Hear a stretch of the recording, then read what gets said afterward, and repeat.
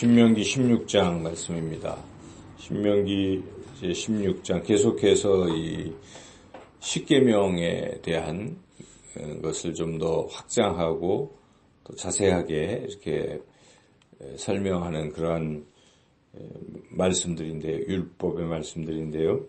16장에서 이제 1절에서 18절까지는 17절까지는 이건 절기들에 대한 것인데요.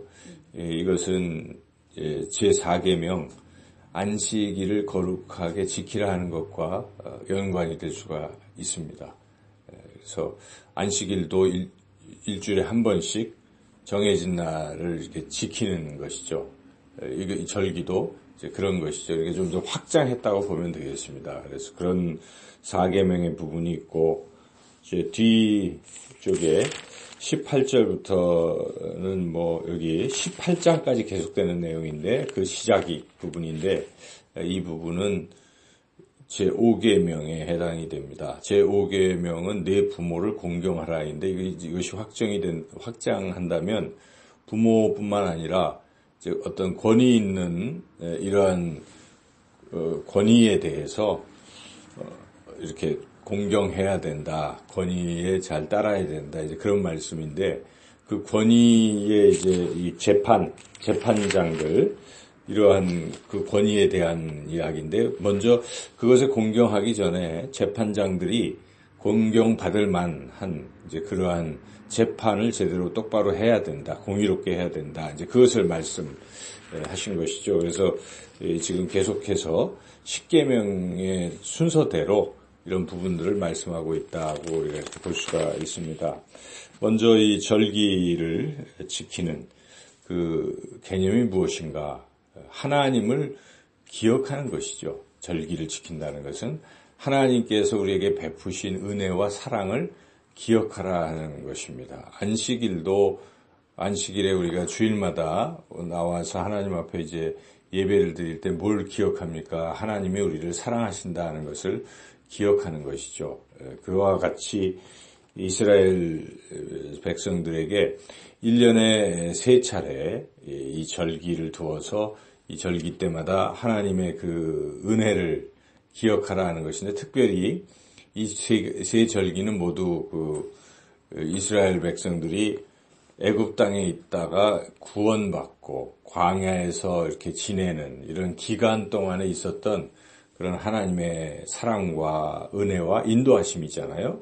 그래서 여기 이제 첫 번째 6월절, 두 번째 77절, 세 번째 초막절인데 각 절기마다 언급하는 것이 하나님께서 애굽에서 인도하셨던 것, 이런 것들을 기억하라라고 이제 말씀하고 있습니다.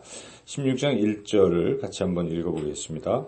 아비벌을 지켜 내 하나님 여호와께서 여호와께 6월절을 행하라.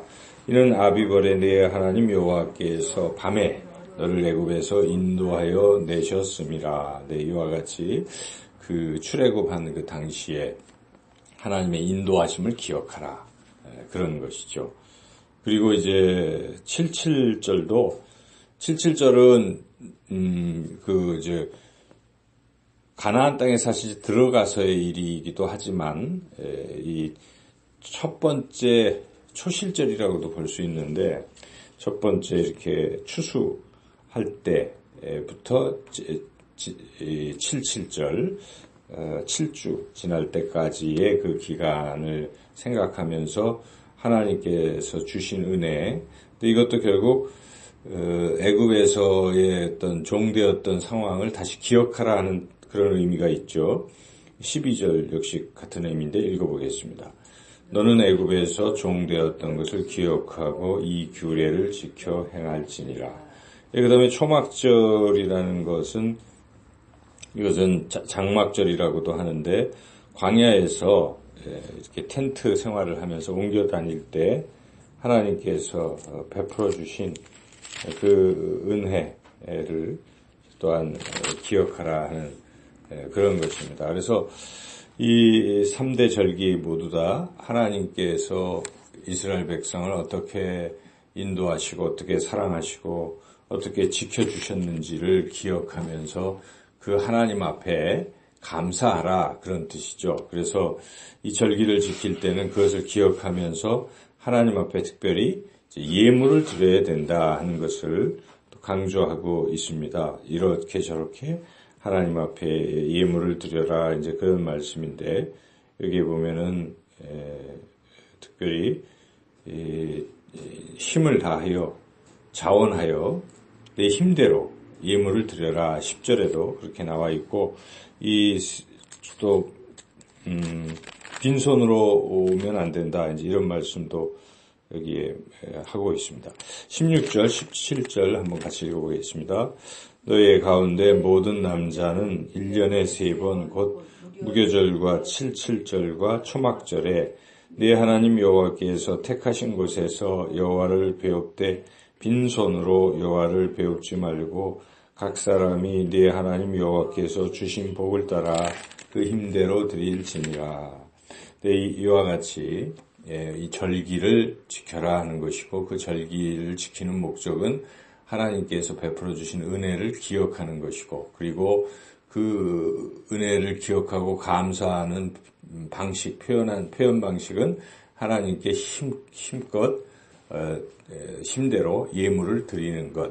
이것이 하나님께서 이스라엘 백성에게 명령하신 것입니다. 그래서 이들이 이제 가나안 땅에 들어갔어도 출애굽 2세대가 계속 그렇게 해야 되는 것이고 이 말씀은 오늘날 우리들에게도 동일하게 적용되는 것이죠. 우리가 꼭 여기에 나온 대로 6월절, 77절, 초막절 이렇게 지키지는 않지만은 그것이 이제 6월절은 예수님이 우리를 위해서 십자가에 피 흘려 죽으시고 부활하신 그 순환주간을 걸쳐서 부활절 이런 것들이 이제 6월절 절기를 대체한다고 볼 수 있습니다. 그래서 이 신약에서의 우리가 지키는 절기는 그 중심에 예수님이 있죠. 그래서 예수님께서 6월절 어린 양이 되셔서 우리를 구원하신 것. 그래서 우리가 지난 그 순환 주간 또 고난 주간을 거쳐서 부활절 이때 이 기간 동안에는 우리 예수님이 우리를 위해서 죽으시고 부활하신 것을 기억하고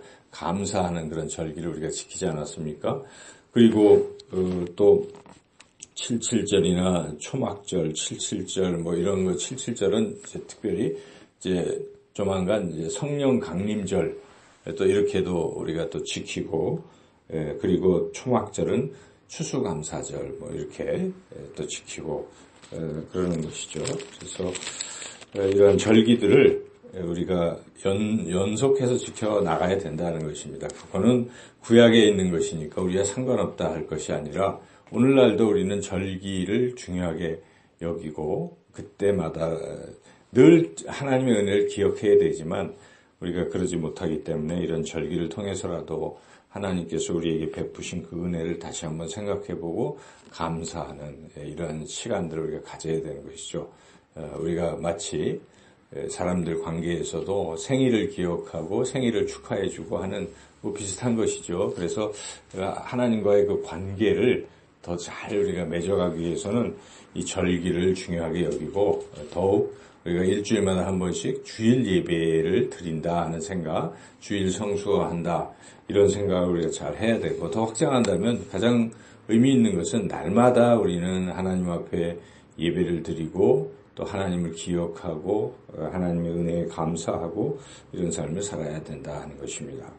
이제 18절에서 22절까지의 이 부분에 이 권위에 대해서 물론 순종해야 되지만 권위의 주체가 그러한 어떤 권위를 가질 만한 이런 태도를 보여야 되는데 여기 이제 재판하는 사람들은 항상 공의롭게 재판을 해야 한다 이런 것이죠. 그래서 여기에 공의로 재판하라 18절을 같이 읽어보겠습니다.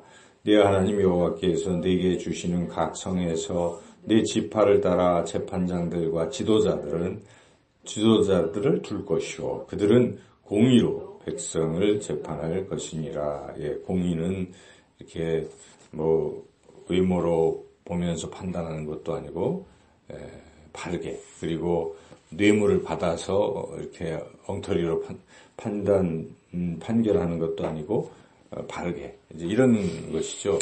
오늘날 이 시대에 이 재판하는 이런 뭐 그 법조계에 있는 사람들이 귀담아 들을 만한 그런 말이라 하겠습니다. 그리고 또 어떤 이렇게 책임자, 지도자 그룹에 있는 사람들이 뭔가를 결정할 때 이런 판단해야 될 기준이 이 공의 아니겠습니까? 그래서 그렇게 해야 된다. 부모도 자녀들을 대할 때도 그렇게 공의롭게 대하는 부분이 있어야죠. 그래야 자녀들이 부모를 존경하는 것입니다.